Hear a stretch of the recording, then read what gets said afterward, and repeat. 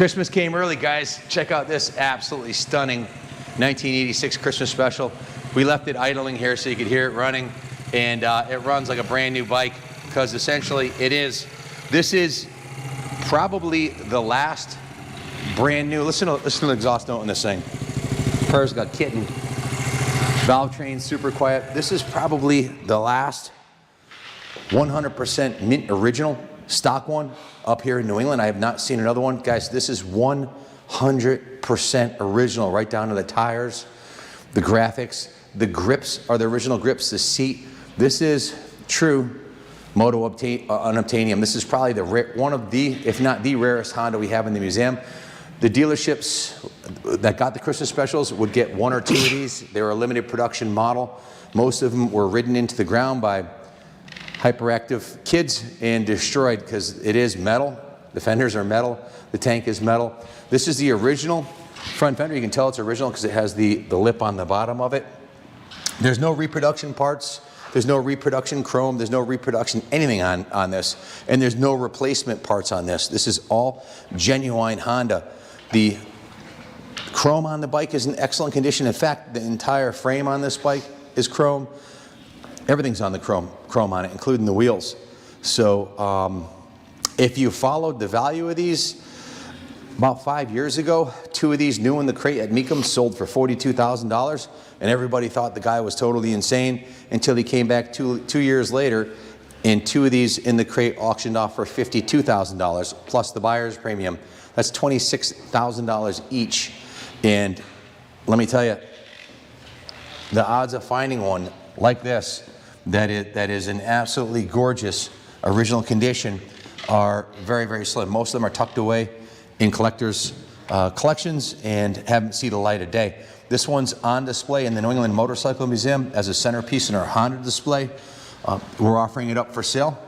It's all original, stock, and it's just been completely gone through by the mechanics here. Jimmy Laurinaitis, one of our A techs, and I'll grab the work order and explain to you exactly what he did to it. Don't miss your chance to win a brand new 2022 Honda CRF 450 Works Edition for 10 bucks.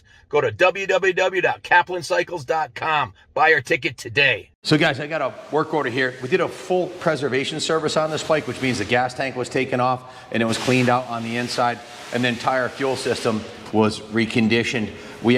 There are some replacement parts on here just in the fuel system. It's got a new fuel line, which you'd want because it's 37 years old, new fuel line, and a new OEM Honda petcock. It also has a new OEM Honda rubber boot right here and a new OEM Honda air filter.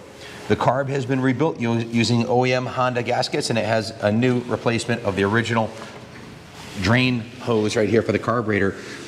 So we call this a full preservation service. The carb's been totally gone through and rebuilt and cleaned. The fuel that we're running in it is ethanol-free fuel, VP ethanol-free fuel, and it's ready to go. We also changed the engine oil with Bel-Ray MC4 engine oil, set the ignition points gap and the timing to spec, also set the valve lash to spec, and set the cam chain tension to spec. So there's no valve noise, no cam chain noise. It sounds like a brand new Christmas special should. We also removed the rear wheel, put a brand new inner tube in it because the original inner tube was 37 years old. Greased the bearings and seals, polished the axle, cleaned and adjusted the rear brakes, and did the same thing to the front wheel.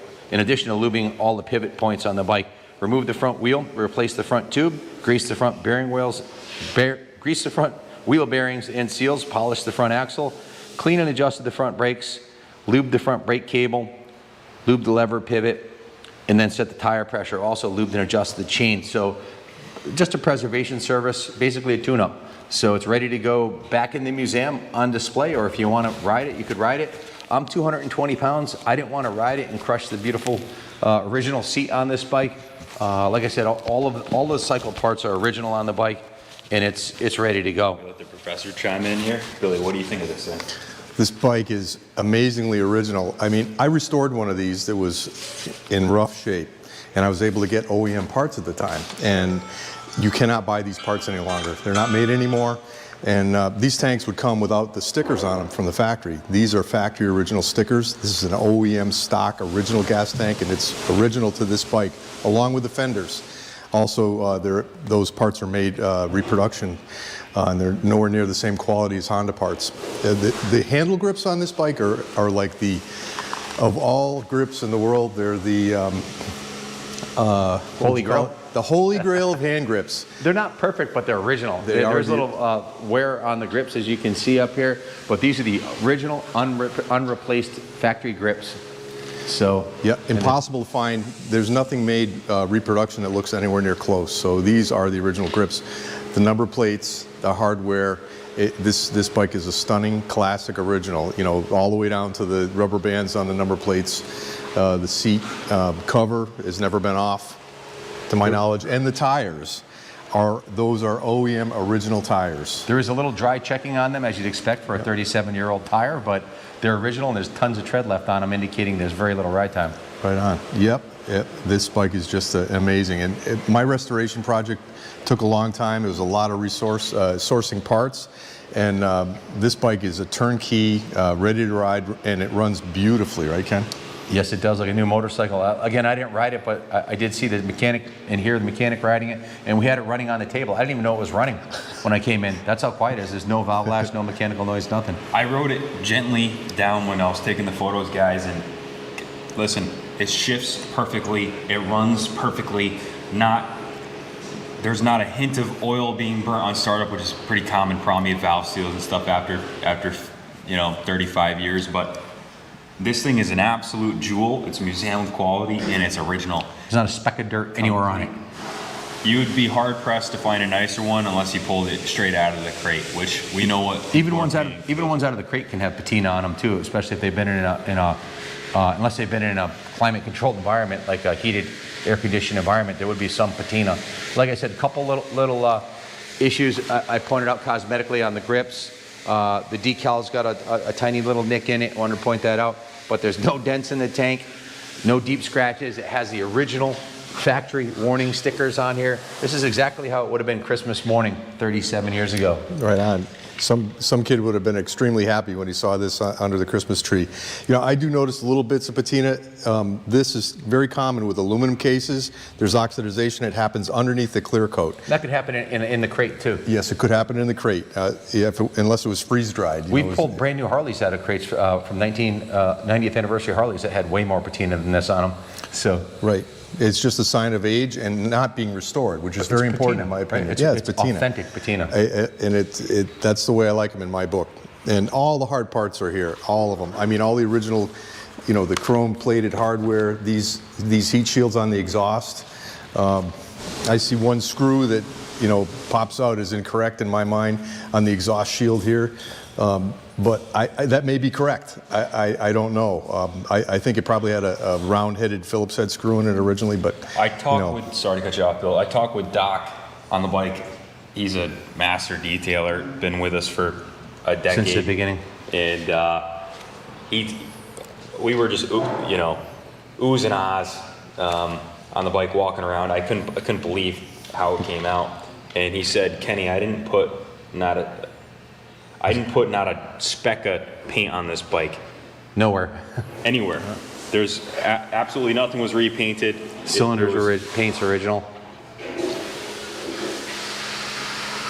So if you want to find a nicer one, you're going to have to go to Mecum, where the two that sold for $52,000 in the crate may come up again. What's it going to be, $62,000 next year? They originally sold for $42,000, then $52,000. I haven't seen an original one this nice sell for south of 10 in the last decade. So it's a new world with inflation. The money doesn't buy as much as it used to. But if I could have bought a truckload of these back then and put them away, that would have been a good decision. It's an investment quality classic. Would love to keep it, but this is how the museum stays open. And if you buy this bike and you want to leave it on display in the museum, we would be honored to keep this as a centerpiece in the foyer of the museum. It's that nice. So give us a call if you have any questions. Junior, Bill, you want to add any closing remarks? I have one last thing I'd like to say about the production run. It's very uncertain as to how many of these were made. It's a one-year-only motorcycle from 1986, I believe. There's speculation that about 2,000 were made. They were only supplied to the top Honda dealers in America. So, and there were 2 supplied to each Honda dealer that qualified. It came in a crate, 2 to a crate. They came 2 to a crate, yep. So that being said, it's a very rare piece, even when they were new in 1986. And think about it all these years later, to see one that's in this condition is remarkable. It truly is. And this is a running bike that you could actually ride. It's not in a vacuum chamber somewhere. It's actually out in the open, and you know it can be used.